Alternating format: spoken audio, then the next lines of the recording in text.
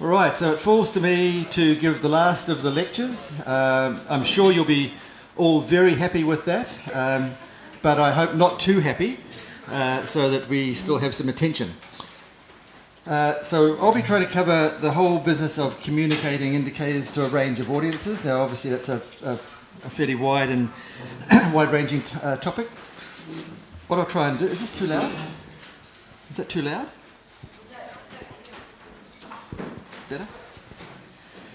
So what I'm going to try and do here is just very quickly run through the challenge and the context for the communicating of indicators. There's the human dimension of that problem and the more technical dimension. I'll very quickly touch on some of the technical ways of representing indicators and trends. I won't spend very much time on that because I can tell from the posters and everything else that everybody knows about that already. But then I'll spend a bit of time on how to communicate indicators more generally.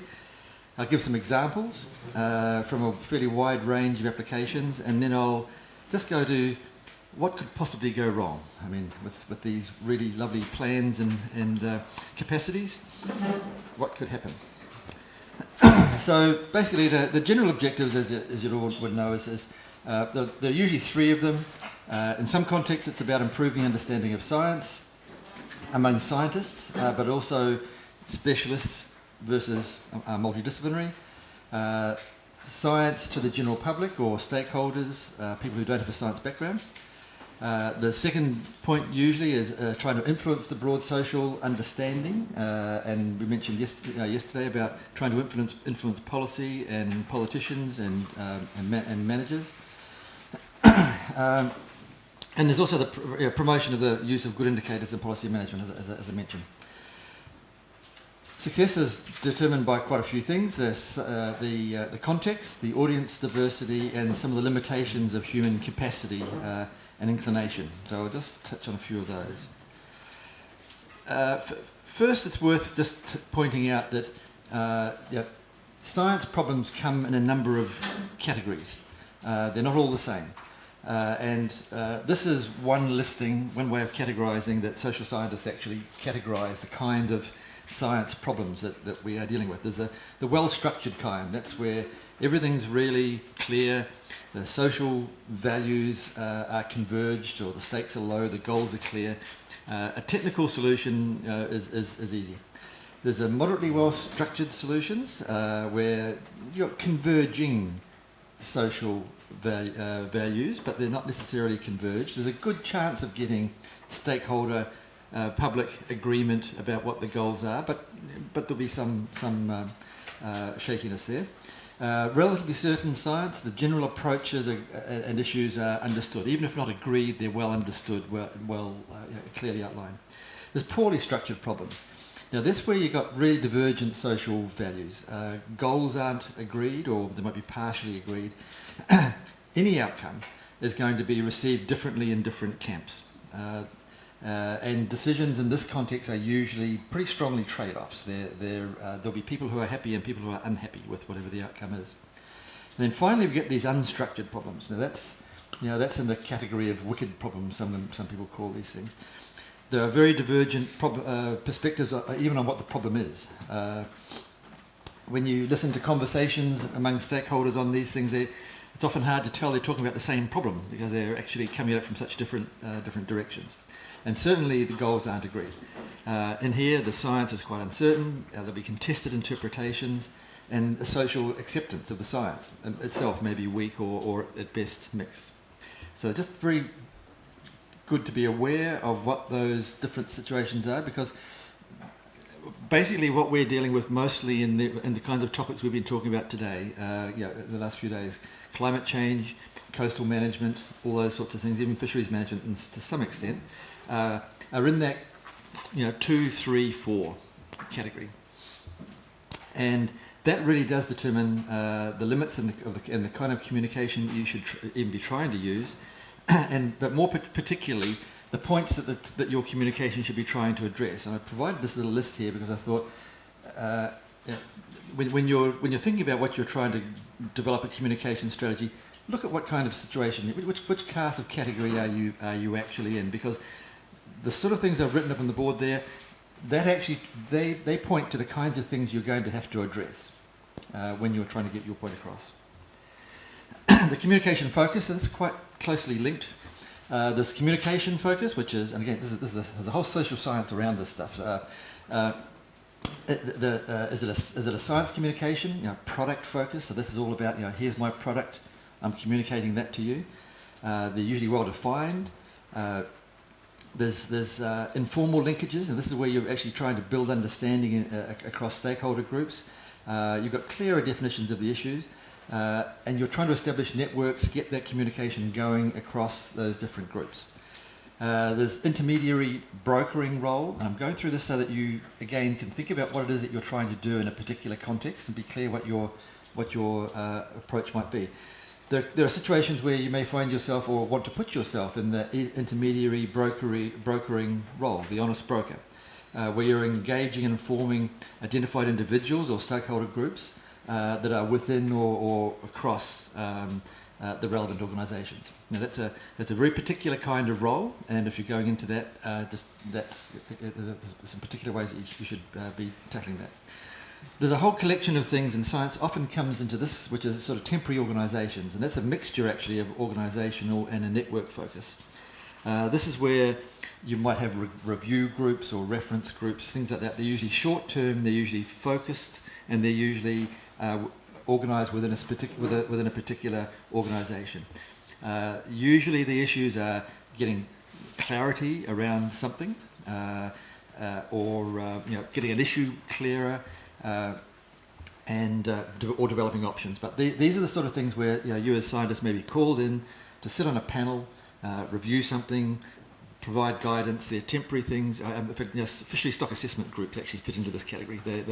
They're there for a particular purpose, and that's that. There's and then the last one of these sort of the planning, regulating, boundary institutions. So these are the groups where this isn't an organisational focus. These are entities that have got some kind of role. They usually encompass some or hopefully most of the relevant stakeholders. In some cases, you may actually have to try and set one of these things up. As I mentioned yesterday, in many cases they may not exist for the purpose you want, so you may actually have to set one up. But these are the sort of situations that you might find yourself trying to communicate. They're all relevant, they're all needed, and please don't just stop at the first, because that's really the most limiting one. Necessary, but it's the most limiting. The human dimension. Now, this is a point that's diversity of the audience. Now, this is a point that's often underestimated. If I use the word tribes, I'm hoping people don't get offended with that or take it somewhere else. But human beings come in tribes. We've got in our various tribes, and we can be members of different tribes simultaneously. But they come with values. They come with particular kinds of trust and distrust, particular vocabulary, some background knowledge, and not necessarily just educational knowledge. They have views as to where you get new knowledge, where it's trusted to get new knowledge, and they've got rites of passage for acceptance. These tribes come with that kind of thing. The wider the stakeholder diverse group that you're dealing with, expect a wider diversity of the tribes. But even within a group, expect a wide diversity of views. Within policymakers, within scientists, within industry, they are not the same. So just be aware of which collection of tribes you're dealing with at any particular point in time. And some of the things to remember are that these different tribes will react and relate to the same words differently. Often words with great meaning within one tribe have got either no meaning or even sometimes a quite different meaning in other tribes. So you can very easily say the wrong things. So know your audience. And I hope I know this audience well enough to be saying that.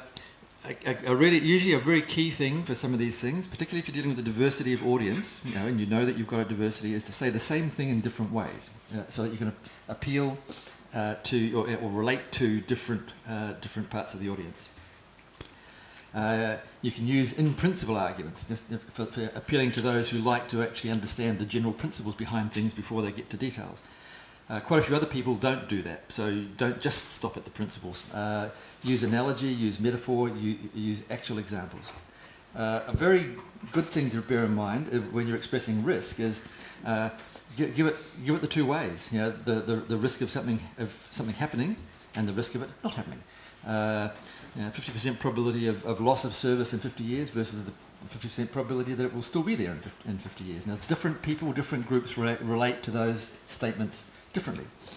Also, a very good trick is that if you've got something that's there's a risk per year, don't give it as a risk per year. Express it as a risk over some period of high relevance to the group that you're dealing with. It might be the time in office of a politician. It might be the budget cycle. Or it might be the lifetime of a child that's recently born. So you can actually relate to the human, a human timescale. This basically is to give you better chance of connecting with the audience. That's one thing. But also, in that latter point, as you all know, annual probabilities accumulate. So it actually does make much more sense usually to express an annual probability as a cumulative. Now, some of the limitations of human capacity. Now, humans in general, again, there's a huge, great social science literature around this, and it's fun to read, actually, if you find yourself at an airport sometime with a bit of time to spare and an internet connection. Basically, humans have got some pretty well understood cognitive weaknesses, and no doubt a whole lot that are less well understood. But here's just some of them that relate to what we're talking about here. Most people have huge difficulty with graphs. Now, we've all been trained and we don't have any difficulty with graphs at all. We just look at them and instantly understand them. Most people just don't do that. So if you're dealing with a general population, be careful with graphs because they are really difficult. That's 2 dimensions. We as scientists really like the high dimensionality things. So the more dimensions, the prettier the pictures, the more dots and colours, the better. Well, just be careful when you're doing that because it's not a good language for quite a few people. Judging areas, actually, funnily enough, we're actually pretty bad at that. And shapes and volumes, and yet, funnily enough, a lot of our ways of depicting graphs and things all rely on us being able, or the recipient being able to accurately judge, shapes, the volumes or areas of shapes. The other thing is to bear in mind that, and again, your scientific training, the background you've got, means that you all will rapidly work between a concept and an application, an actuality, the way it will play out. That is really by no means a common feature. Most people actually in the general population don't do that well at all, and they don't get the full meaning just from the concepts, from the abstract. In fact, it's actually a place where science and the general culture can have some bad interactions. The scientists are often trained to seek out the general principle, seek out the abstract generality behind something, and that's actually what we're looking for. And then we think, we found it. That's actually what we need, and then that's what we tell people. Well, actually, that's not what they can easily relate to. What they need is examples and illustrations from real life situations, and as close to their real life situation as you can possibly get. Most people have a very short attention span for effective information. So, especially for new and complex information, and an hour is a long time, even for people like us in the room here. I'm quite aware of that. But for most of these things, try and think of the one sentence, and by that I mean one breath, not one extremely long sentence, and the 1 minute versions of your message, because when you focus down on those, you actually start to work through what it is that you're trying to say. And you never know, you might actually need the 1 sentence version sometime. And this is the really big one, probability, chance and risk. This is where it's very hard to get things across. Assessing risk, it's really well known from the social scientists that most people are systematically overconfident in their perception of risk. They're very poor and they're very inconsistent in judging it. Now, Rishi was starting to mention the other day about the way that people have developed cunning questionnaires to try and understand people's, he was talking about their implicit discount rate, but the risk judgment's the same thing. That to really get people to because people articulate risk and perceive risk even. It's not just an articulation; it's a perception of risk. They look at the same risk from several different directions, and you get quite different answers from the same person about the same thing. So how you're presenting these things becomes very important. I mean, the gambling industry is basically, it's predicated on the fact that we are actually pretty bad at that.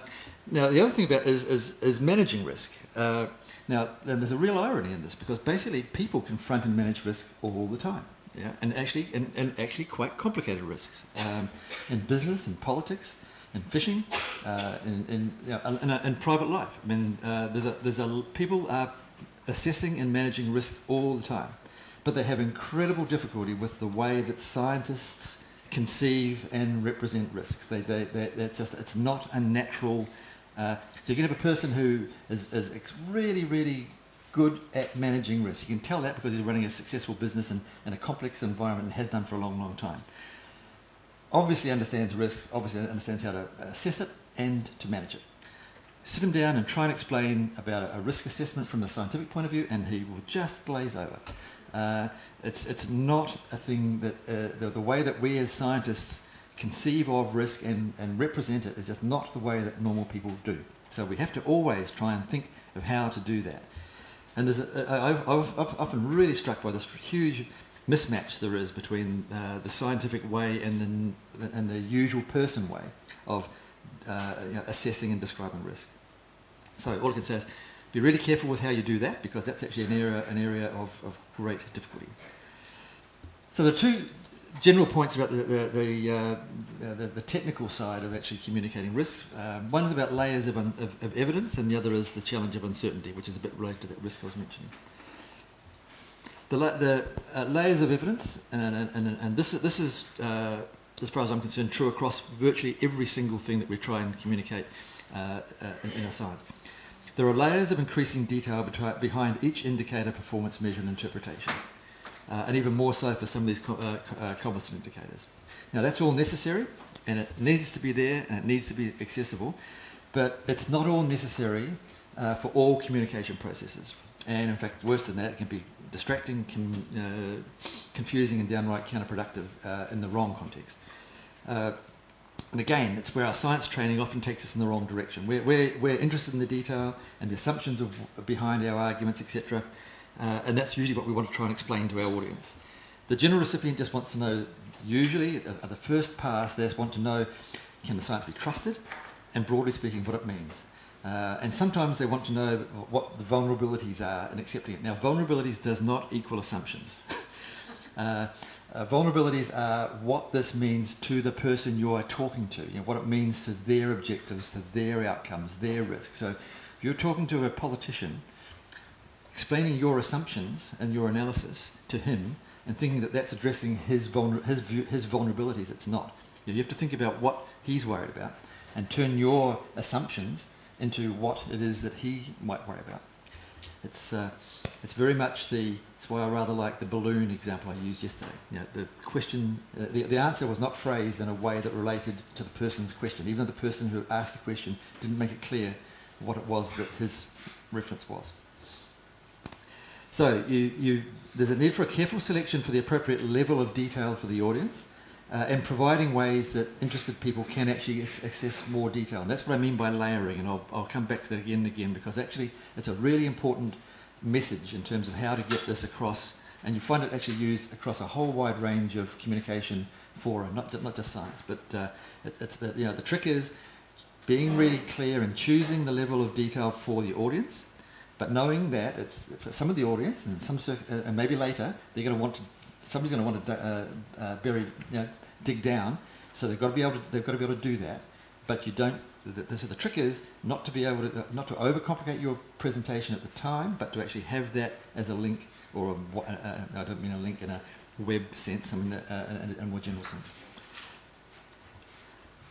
The challenge of uncertainty. I've already mentioned that mismatch between the general perception and the scientific ways of relating to it.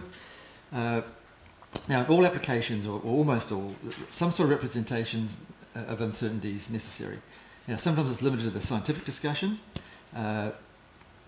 But there you can actually use some pretty tried and true methods. But in terms of using addressing more general audiences, that's when I think you need to turn to some quite different kinds of techniques. These ensembles, schematics, scenarios, if-then kind of things.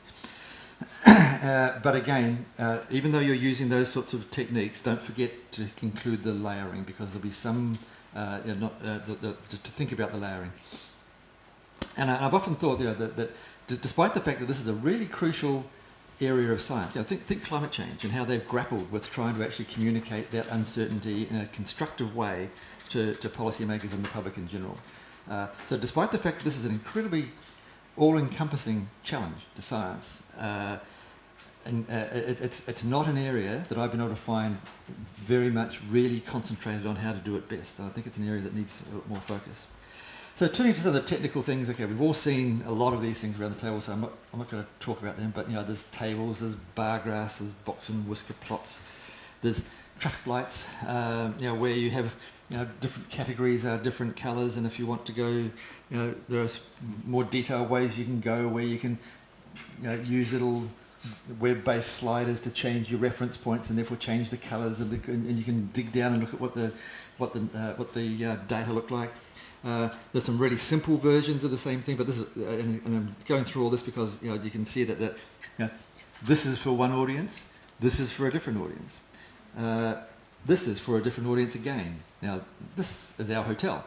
They are using a version of a traffic light to get across the notion that this hotel has a moderate level of health credibility. Now I personally didn't find that all that encouraging, but at least it was clear.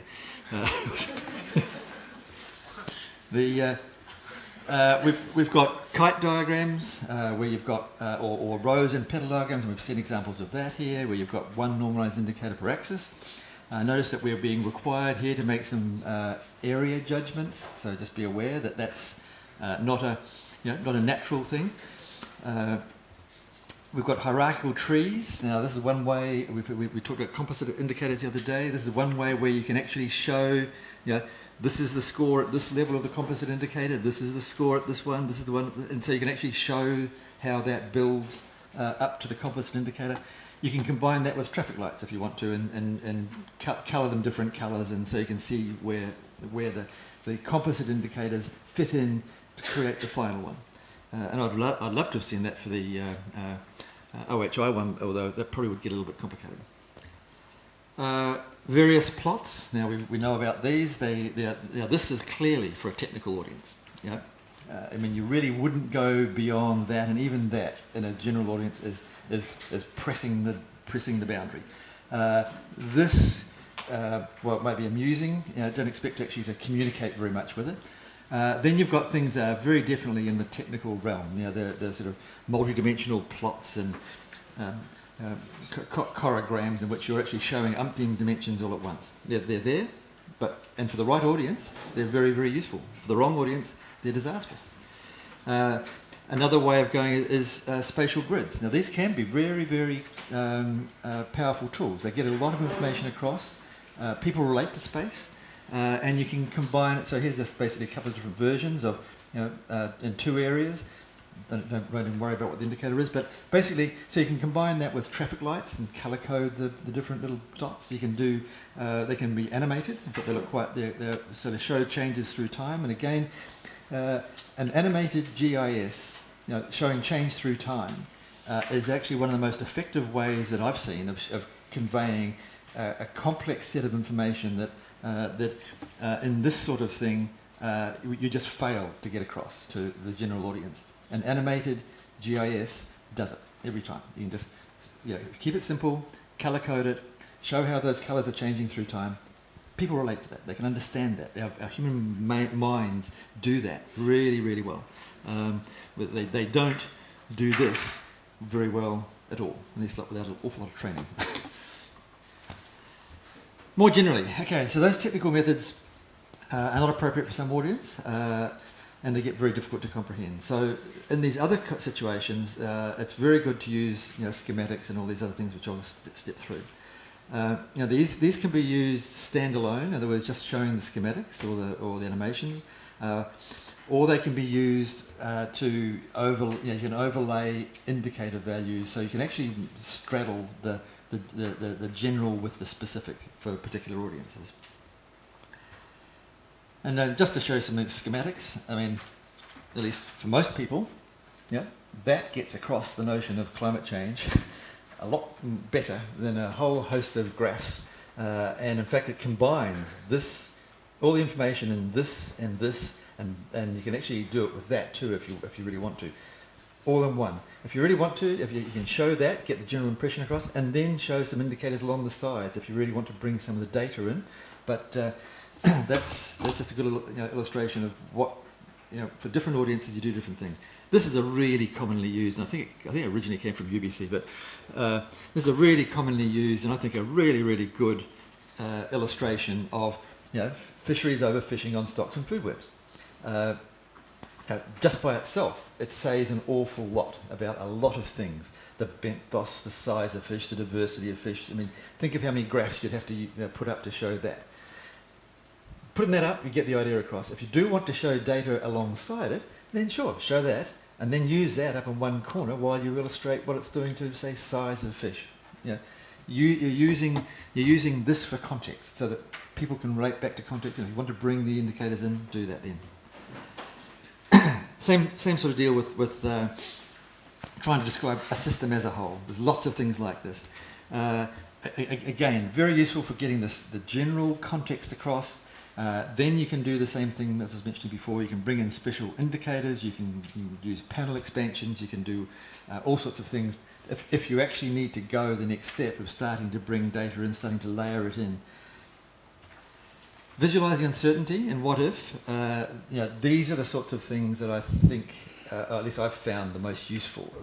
You can do these at a more technical level, but you're still trying to keep high level. You can do that for the sort of thing I was trying to, that I was using the other day. Use whatever it is that your variable, show what the predicted range of outcomes would be. Make a suggestion about what the management strategy would be, and then show what the difference is in the outcomes. These sorts of things here, really, really good for communicating with general public, with politicians and what have you, pictorially showing what the different outcomes might be. Then you can have some elaboration if you want about what some of the indicators might be that go with each one, and what these question marks might relate to in terms of what that person's thinking about. This one over here is another version of a schematic just to show uncertainty and the way that this is the planet. The future, some future options for the planet, depending on what we choose to do. And they're just focusing here on 4. So this is a very common. A lot of you might know this. This is a very common way of conceptualizing what the future of the planet might be, depending on what we choose to do in a couple of different dimensions, whether we choose to act globally or locally. And by the way, this is very much Rashid's point the other day, that up here is what you get when you're rational and cooperative, and down here is what you get when you're rational but you're uncooperative. The other dimension is whether you're reactive or proactive, and there are sort of 4 general categories of where the world might end up, depending on how we make those choices. So you can show that, show the way that it can unfold. It maps into something like this, which gives you the 4 different kinds of outcomes. And then, depending on your audience, if you need to elaborate on what the performance indicators or indicators are in each of these 4 segments, then you can do that. But I guess what I'm trying to say again is that there are some simple ways of getting uncertainty across, and depending on the audience, that you might stop there.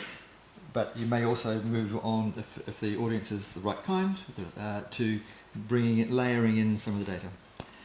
So I'll just go very quickly now through some examples, and I've got 5 here I'm going to go through.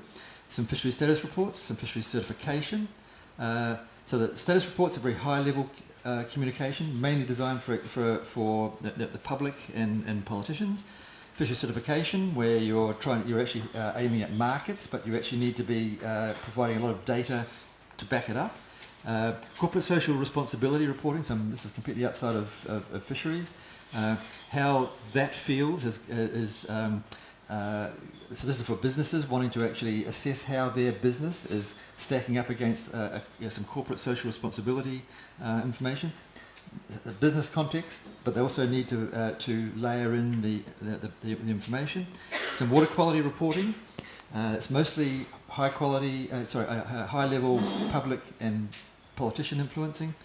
And I thought, the first four us use a lot of quantitative indicators, so I thought I'd actually jump to one that's an approach that's entirely qualitative, just because not everything's quantifiable. So, fishery status reporting, need for clear, non-technical communication to the public and politicians. That's the main use for this. But it needs a good and accessible technical justification because lots of people want to dabble down and work out why they're saying various things. Now, I'm using the US annual report system here because I think it's actually quite a good one. They start off by talking a lot about the socially important indicators. Sales, jobs, what it means for commercial fisheries, what it means for recreational fisheries. You probably can't see all those little bits and pieces, but have a check the website. They spend quite a lot of time making sure that the broad picture is understood and what it means for different parts of the economy. Then they add the technical status. What is the technical status? Where physically in the US is the technical status good or bad? And a summary of changes. Now that's it. Now, if you want to dabble in the detail, you can certainly take links from there and go down and down and down into the detail. But in terms of overall social and policy messaging, that's as far as that particular reporting goes. Composite indicators. Now, I mentioned we had the OHI composite indicator. I thought actually I'd use this one because it's a Marine Stewardship Council certification process. So there you've got indicators for individual things like to do with target stocks, ecosystems, and the management system. You go around and you score each one at the bottom, and then you aggregate them up. Now that's a good case where you do definitely need to have very clear transparency about why these indicators have been scored their particular way and how they've been aggregated up. And it's also so you can look at that and see how the data layering, the evidence layering is done. This is useful for, and it's color, you can color code it as I mentioned before. That's useful for communication at one level, but it links to the data below. The other thing is that these indicators are actually linked to a decision rule. Emphasised the decision rules before yesterday. In this particular case, basically it's a simple binary decision rule, pass, fail, but that's a decision rule. If you get sufficient, if your indicator scores sufficiently highly at these various places, you pass. If it doesn't, you fail. So that's actually you can actually link this to not only communicating the information, but communicating the pass-fail nature of something. Corporate social responsibility. I hope most of you are familiar with that. So it's companies are being increasingly wanting to, responsible companies are increasingly wanting to demonstrate their social responsibility. So how do they go about doing that? So there's just one of the initiatives that are being used internationally by these companies, this Global Reporting Initiative. It covers environmental sustainability, social and social sustainability. For example, it's recommended and used by quite a number of the companies that are listed on the Singapore stock market. So it's actually got strong buy-in from the business community. Now, how is it dealing with communication and with uncertainty and justification of a score? There's a lot of detail behind this because it's highly structured, highly standardised. So that each company has to go through a whole careful, standardised process to be able to do this. The reporting, though, is quite simple. So it's got two things really that at the high level you're reporting. There's an assurance. There's the evidence that you use, and there's the assurance that evidence is justified. And you get a score depending on the level of assurance that you've got there. In other words, how many of their standardised indicators you report against, and assurance. What level of external scrutiny is there of what you have provided? So depending on the combination of the comprehensiveness and the assurance there, and bear in mind, and there's evidence layering in here. So while the scoring in the end is a very simple thing, you can easily communicate that. I mean, a business doesn't want to be spending pages and pages and pages explaining to you, for example, that I'm a B+. You just say, I'm a B+. Now, if you want to delve into the details of why, you can. It's all there. but the messaging at the high level is simple. Water quality reporting. This is quite a good one. A lot of you are dealing with coastal zone management, so I thought I'd actually dwell on this a little bit. But so here's a particular example, and the target essentially is the public, the politicians, and the managers. This is all about trying to build public awareness, public support for taking water quality management seriously. It's got to connect with all of those different things. It's got to be simple for high level understanding, and it's got to be layered because lots of people want to delve into the detail. So you've got a schematic, general scheme of where we are and what it's doing, and we've got an engagement strategy. Now I talked yesterday about the importance of thinking through your engagement strategy, and this is a really well thought through engagement strategy in my view for a coastal zone.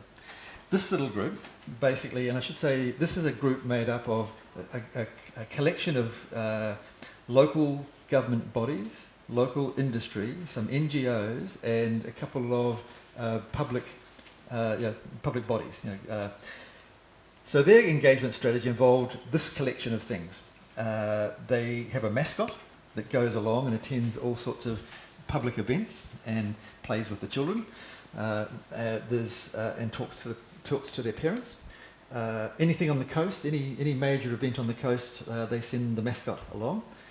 Lots of little CDs that they make freely available. They do. They've got a whole scheme of poster production for schools and for local councils. Anywhere where people often go, local councils is where people go for, dealing with their local bodies and things. So anywhere that people go, they put a poster up. Briefings and presentations. They go out of their way to try and find any time, any place to give briefings and presentations to politicians, to the local Rotary clubs, the Lions clubs, whatever. They put a couple of books out, scientific publications, of course, and fact sheets, website, and report card. And I'll come to the report card now because the report card actually started off being a small thing. It's turned into a giant thing, and actually it has huge impact. So this is essentially don't be frightened by this image. Not simple, but there's a simple version, but I thought I'd show you this one. Each year they put out a report card on all of these locations about how well they're doing, and through here you can go right down to where the evidence is and why they're saying that.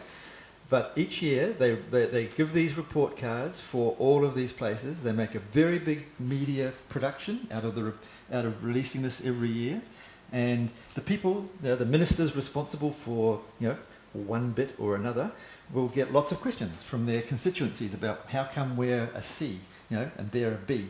That has turned out to be a really, really valuable thing. In fact, it's been so valuable we're actually doing this for a whole lot of other different coastal zone circumstances now. It's a lot of work.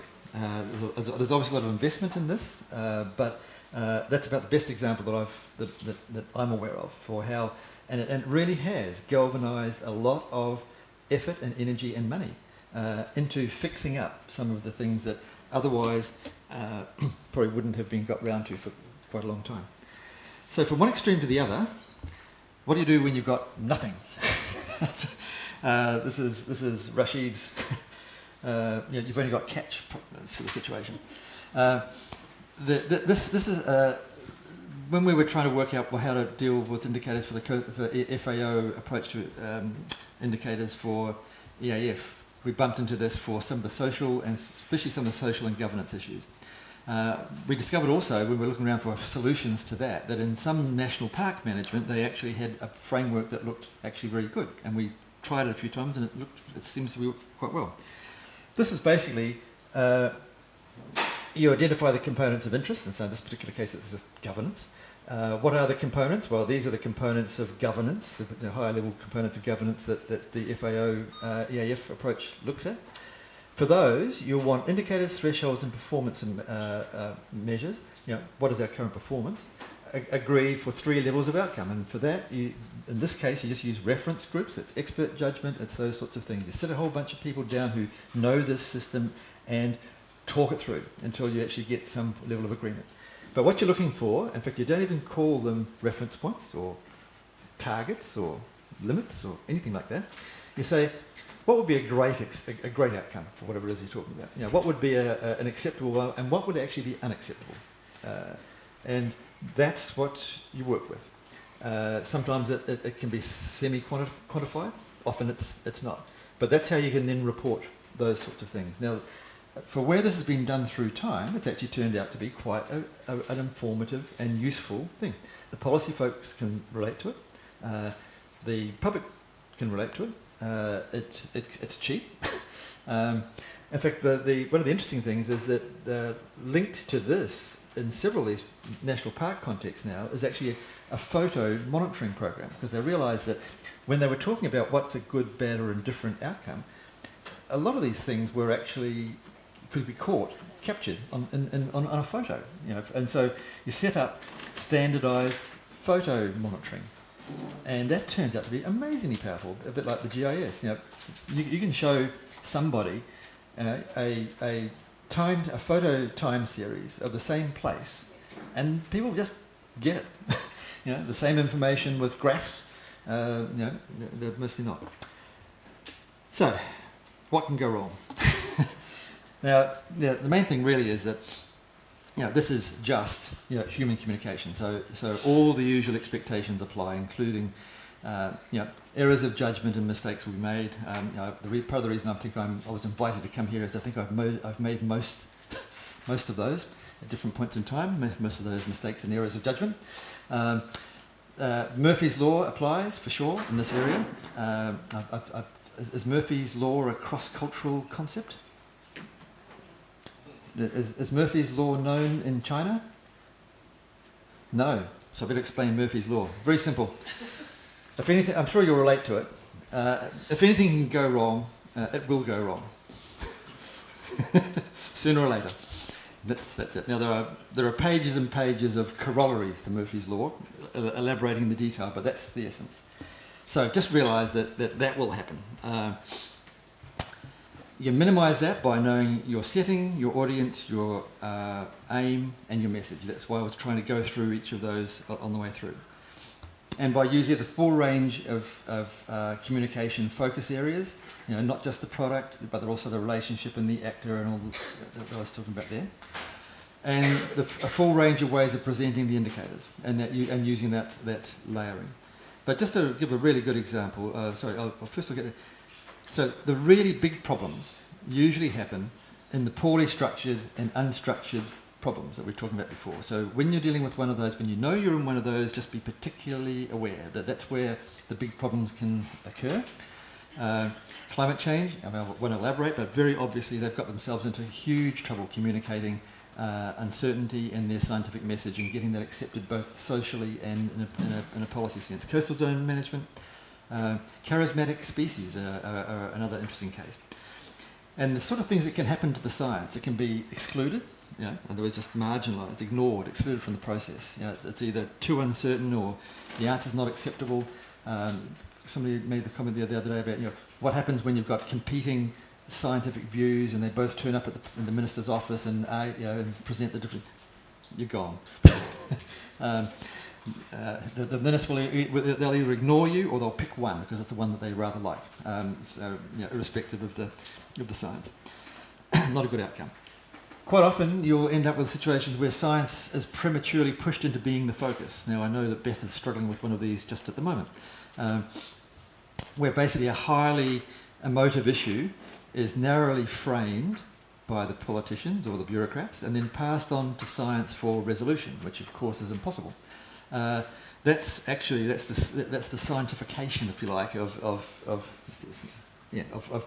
politics. You package your problem up, pass it across to science. At the very least, it's delayed.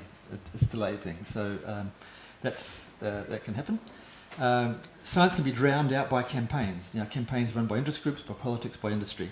The campaigns can target. You know, remember yesterday I put that table up of the different values between science and policy. If you want to think about where you would attack a science policy connection, you can just look down that table and decide which collection of those elements you're going to attack, because that's almost always the attacks are along one of those fracture planes, one of those differences, because that's partly why she showed it yesterday, because if you go back and have a look at that, you'll see that all the campaigns that cause science a lot of grief, they'll be attacking one of those differences in values and making the separation. It can be selectively exaggerate or ignore uncertainty. So for one argument, I might want to exaggerate the uncertainty so that the politician just thinks, well, God, what can I do? The science has got nothing to contribute. Or I can try and minimise the uncertainty and say, this is the truth. Go with this. You can dwell on a limited range, a limited range of uncertainty and highlight the outcomes that you actually want. And I'm running through these because you'll undoubtedly encounter campaigns of various kinds. So these are the sort of things that you will commonly encounter, and in your communication you might commonly have to try and address, try and fix. You may well have people not trying to seek common ground or the objective truth, but they're actually playing for a political or social outcome. And there the scientific credibility and objectivity itself becomes the target. And as an example, I'll give you an Australian example from our neck of the woods. We've recently had a really, really good one, which is basically a big factory trawler was being added into a fishery where there was already contested resource access between the industrial and recreational fisheries. I mean, you could substitute artisanal for recreational, and I think it would play out pretty well. Fast-moving campaign, national and internationally. The international dimension being, for example, what damage had these same boats done in other parts of the world. They bring in a very unhappy fisherman, artisanal fisherman from a different part of the world, and say these things are really bad. The regulators and the scientists were attacked. Now, the interesting thing was that social media was very fast and extensively used, and most Australians accepted these messages. Just that really cut through and connected with the majority of Australians. The politicians then felt the need to act. The trouble was that the fishery met all the rules, all the laws, and all the sustainability requirements. In fact, it actually exceeded most of them. However, that was not a politically acceptable outcome, and so they changed the law, and that vessel was excluded by a change of the law. Now that's a very good example of, in my view, how things can go wrong for the science message. And I think it's rather similar for climate change. But notwithstanding all of that, science does have a lot to offer. Its communication in many contexts is crucial. Part of my message here is to go beyond the mere reporting of the science and hope for the uptake. They engage more widely. Indicators are a big part of that communication, and I hope I've given you enough different ways that you can communicate those, that you get that done. My own personal view is that, I don't think it's overstating it to say that, depending on how well that is done in the next few decades, that's going to determine really what kind of planet and what options we've got for a long time after that. So I think you've all got very important work to do. Thank you.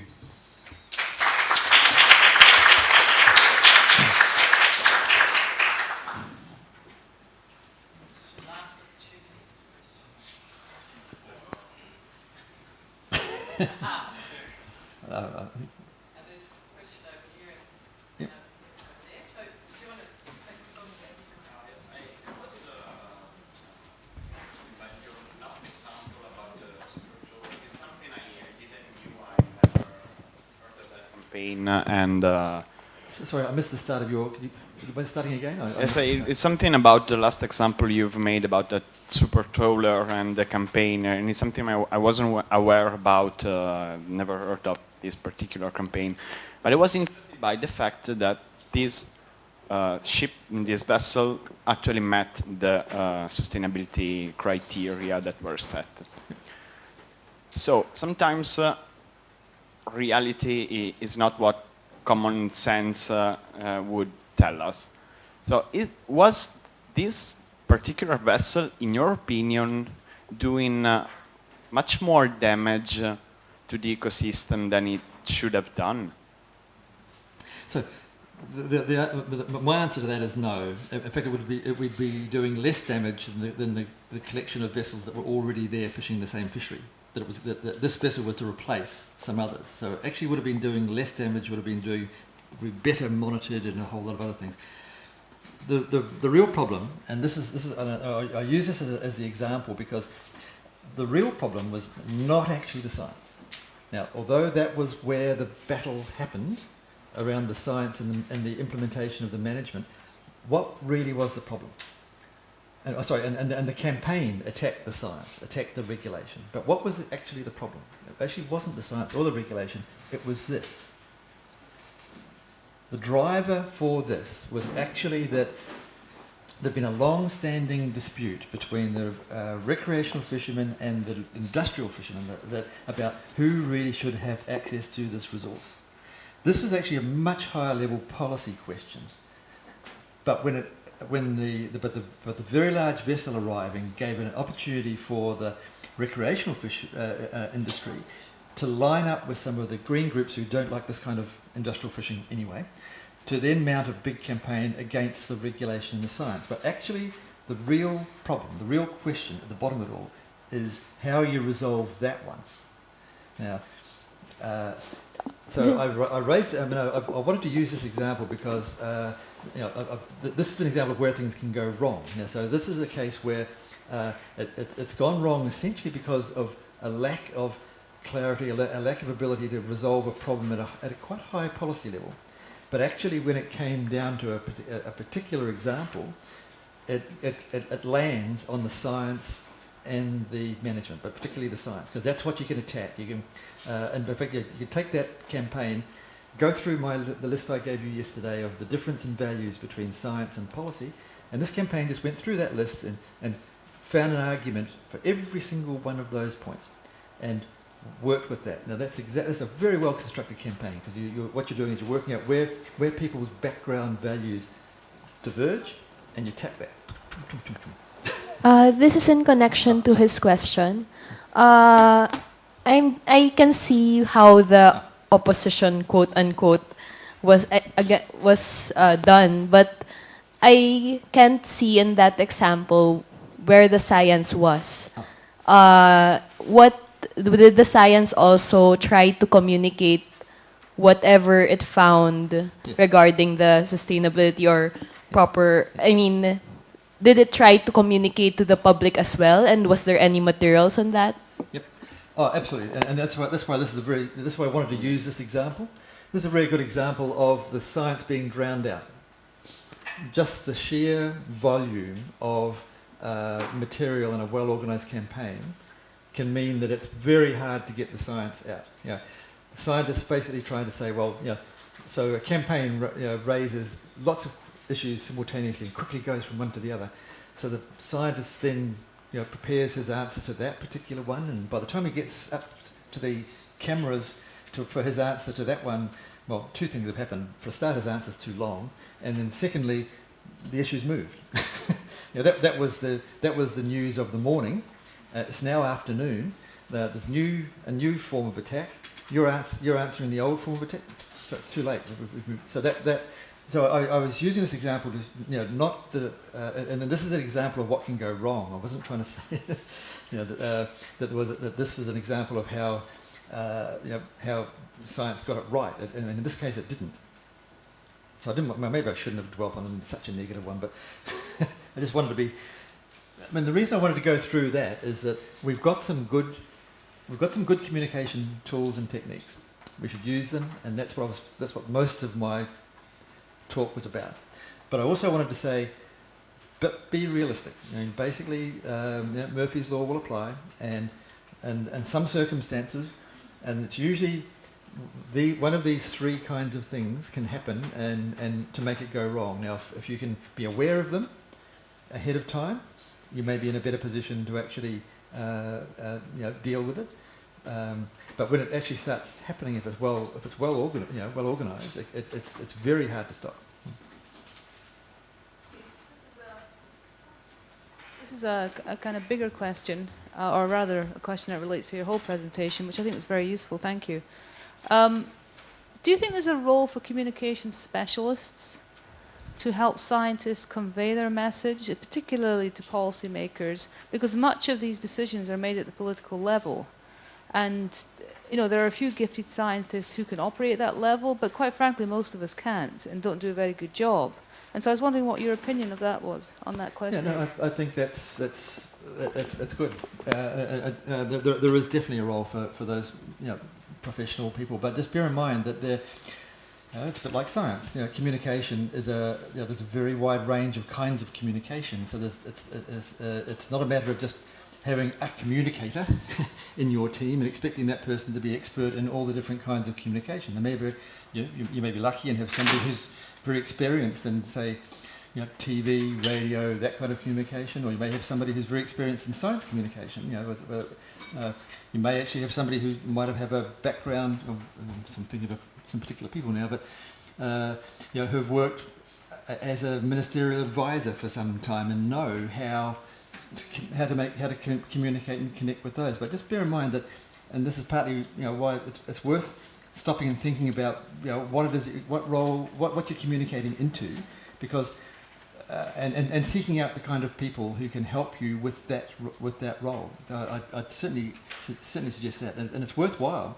For example, if you are going to be communicating or trying to communicate with a ministerial group of some kind, see if you can find somewhere a person who has been a ministerial advisor for some time. Yeah, just get them involved, get their advice. It's certainly worthwhile. You had shown a thing about the card of presentation. Oops. That was quite I did the wrong interesting. thing. The card. The report card, yeah. Yeah. On the.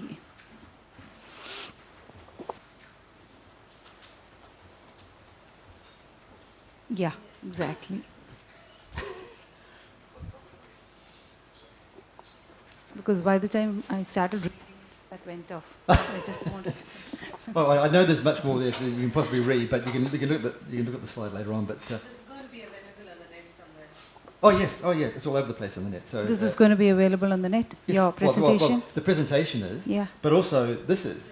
Yes. Yeah. So if you're, actually, I realised that actually this is an old slide, 2004. That seemed to be a quite interesting method. I've seen it somewhere. It seemed to be a very interesting method of doing it. Oh, it's as I say, it's been so successful that we actually have copied this approach in several other places, and not just the report card, but also some of the surrounding ways, some of that, because you take coastal zone problems. I mean, Australia's got lots of them. So, this collection of activities was done in a part of Australia with a lot of people, a lot of competing interests, and and a lot of difficulty with inland catchment activities having a lot of downstream effects.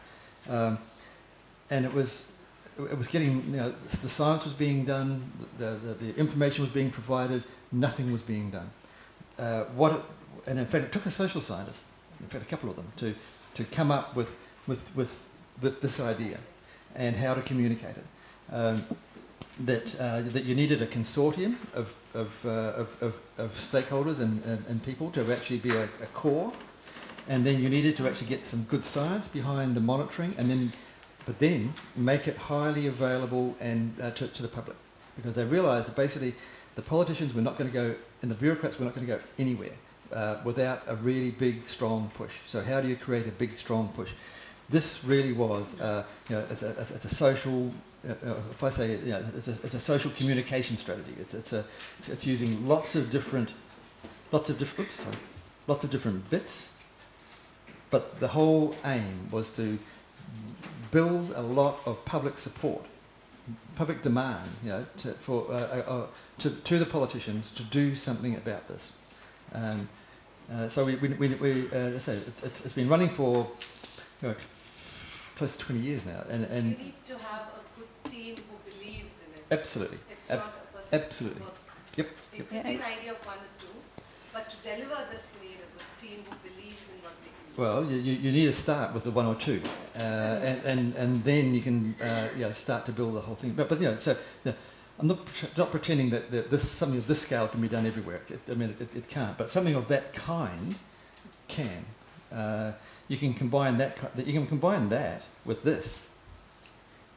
It's a good visual communication tool because it's easy to pass on the message this way.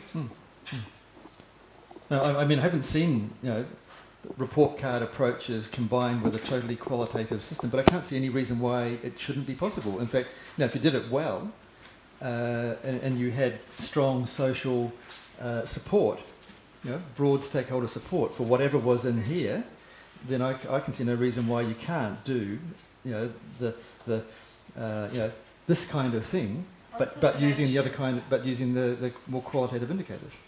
It also needs financial support, not just social support. Absolutely. Yeah. I have a simple question. Just a simple question. I think probably you explained, but I didn't catch it. You showed one picture with your favorite picture. Sorry? The picture you said it's your favorite picture with the fish, lot of fish with different shading. Oh, yeah.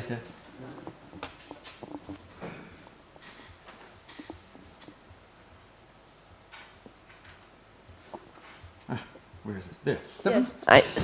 Yes. What's the different meaning of the different shading? I didn't understand. To explain what it means. Well, that's sad because because the whole idea of this graphic was it's meant to give across a lot of information intuitively, but what you're meant to see here is that through time, the size of fish gets smaller, the number of species gets smaller, and some things that are over here aren't over there. So this is actually I probably missed. I should have had the time axis at least on the graph. Yeah. Okay. Yeah. That would my mistake. Sorry. But this is actually showing what happens to the ecosystem through time, and the whole idea is that it's conveying a lot of information all at once. That you've got species disappearing or changing. You've got the size of them, changing. You've got all manner of habitats are changing. Yeah. It's a schematic, right? Yes, a schematic. That's yeah. right. Thank you. But I think it's actually been one of the more influential ones in terms of just getting across the whole food web, fishing down, story. Lots and lots of graphs can't convey that to most people. My question is. And the person who drew it, actually, she's from the Philippines, I think. There's an artist who work with the Fishery Center. She's based in the Philippines. Highly influential. Yeah.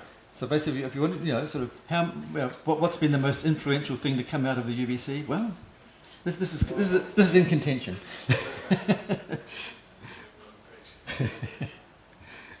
My question is also on a report card. I also think it's a very effective way to communicate science. But is there any political consequences of that? Or like I know if I'm not wrong, you just said that there was some local pressure on the minister of that particular constituency. Right. But was that like something stronger? Well, we could spend quite a lot of time talking about the political responses, but by and large, politicians don't like suddenly being confronted with things, and so a big part of this was so. Even before the very first report card came out, there was lots of briefings of ministers so that they were aware of all of this as it was coming along. So it didn't come as a huge shock. It would be actually, rule one with politicians is don't surprise them. If you can give them warning about what's coming, and why, that's usually very good. This group put a lot of time and effort into making sure that people understood what was being done and why. When it started to actually happen, yes, there were some politicians were unhappy, when their constituency suddenly started sending them lots of emails and letters about why they were lagging behind. But actually, it didn't turn out to be. I mean, for example, the politicians didn't try and close this program down. In fact, they couldn't. By the time it got going, it had so much broad public exposure. I think another reason could be it was being done all over the place. So it was not just against one politician. Oh no, that's right. Everyone was facing it. That's so right. then there was a sense of competition. Yeah, there are. I can't remember quite how many, but there are quite a few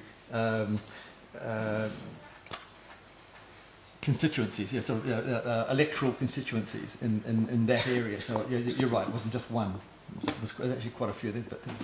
But do they accept it, or they are always in confrontation? Oh no, they've accepted it. Absolutely accepted it. In fact, the first year or two, it was really quite interesting because they tried to just sort of say, oh well, it's interesting. There are report cards out, and try to sort of ignore it. But the media just wouldn't let them go. Now, by that, the others. This is why it's important to think about this as a whole strategy. It's not just one thing, because you have to. By the time it got to that point, there was enough broad public support and media interest that the politicians couldn't just say, well, that was all very interesting, but I'm busy over here at the moment.